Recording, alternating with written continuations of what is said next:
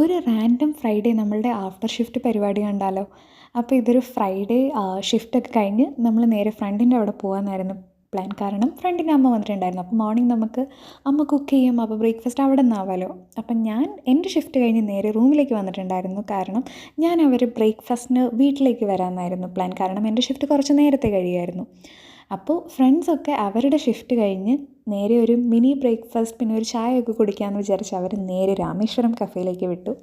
അവരവിടെ നിന്ന് രാമേശ്വരം കഫേയിൽ നിന്ന് ഒരു മിനി ബ്രേക്ക്ഫാസ്റ്റൊക്കെ കഴിച്ച് നേരം വെളുക്കാനായപ്പോഴത്തേക്കും അവർ ഫ്രണ്ടിൻ്റെ അങ്ങടേക്ക് എത്തി. ഞാനും അപ്പോഴത്തേക്കും അവർ ജോയിൻ ചെയ്തിട്ടുണ്ടായിരുന്നു.